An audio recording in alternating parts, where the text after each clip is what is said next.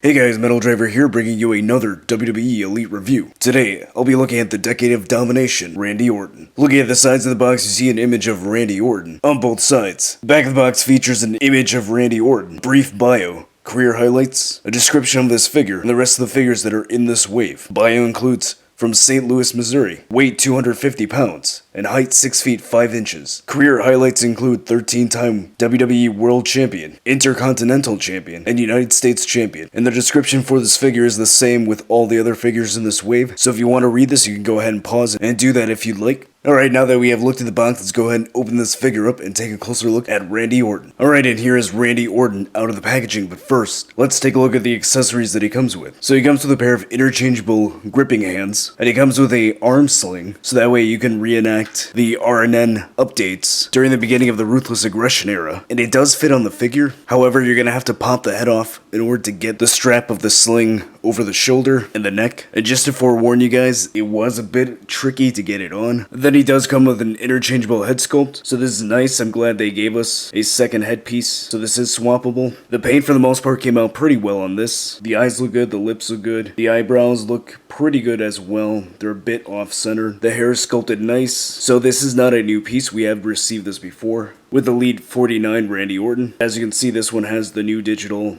TrueFX printing, so it does look more detailed and realistic than the previous one. Then looking at the head sculpt that comes on the figure. Now, I do believe this is a brand new head sculpt. I don't recall seeing this with any other Randy Orton figure. So this looks really good. It's sculpted really well. The paint is really good on this figure. Now granted, I was fortunate enough that I could pick out the one with the best paint when I saw this at Walmart, but this one looks really good. So I do like the sculpt work, really nice. And then his hair is a little bit longer and shaggier than the typical hairstyle that we have seen with Randy Orton. So during the beginning of the Ruthless aggression era, 2002, 2003-ish, he did have slightly longer hair, especially during the RNN updates that he would do in those promos.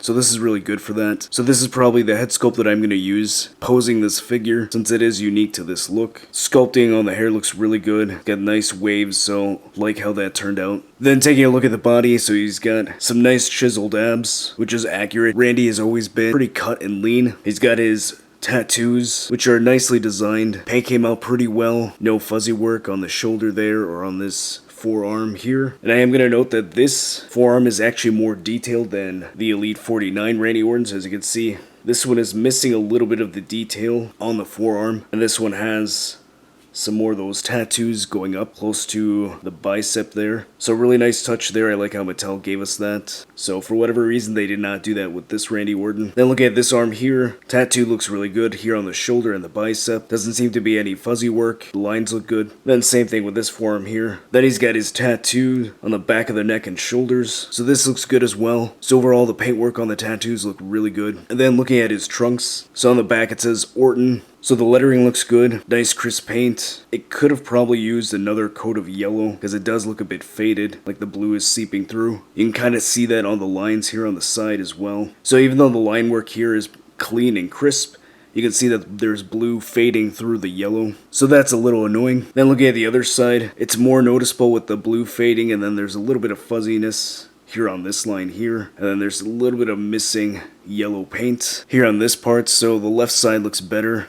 Then on the front, not a whole lot, but it does have this Orton logo here. Paint on that looks pretty good. Then, looking down at the legs, he's got his blue knee pads, so no extra detail, it's just blue plastic. Then he's got black boots, which are pretty standard.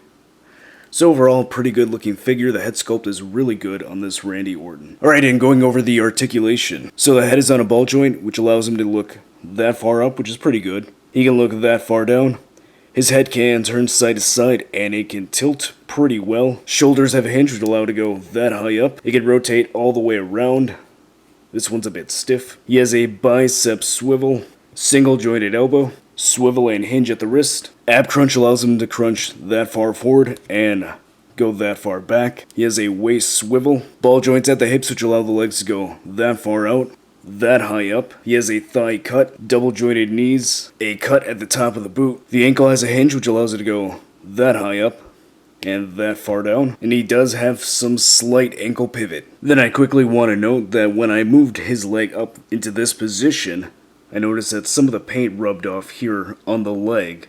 So that's pretty disappointing. Alright, and here's the new Elite Decade of Domination Randy Orton next to Elite 49 Legend Killer Randy Orton. And so if you do have this Randy, you can probably swap the interchangeable head onto this Randy Orton. So I'm not going to do that because this head isn't meant to come off easily, so you're going to have to heat this head. But here's how that second head sculpt would look on this figure. So just to kind of give you an idea. Alright, so what are my final thoughts on the new Elite Decade of Domination Randy Orton? I think that's a pretty good figure. I'm glad that Mattel has given us this version of Randy Orton. So this would be perfect for fans of Randy Orton, or if you're a completionist and you like every single version of a specific wrestler. I like the accessories that he comes with, and it's nice that he comes with a head sculpt that we have received before that's more detailed, so you can either put it on this figure or you can put it on a previous Randy Orton Elite. I also like that he has this sling, which is a nice touch, so I'm definitely going to have him posed like this. And being that I'm a fan of the Ruthless Aggression era, it's nice to have this figure in my collection. So I think if you're a Randy Orton fan or a fan of Ruthless Aggression, this is definitely a figure that you'd want to pick up and add to your collection. So if you like this review, go ahead and hit that like button. If you're new to the channel, subscribe so you can see more WWE Elite reviews. Follow me on social media so you can keep up to date with all my wrestling figure photography. And I'll see you next time.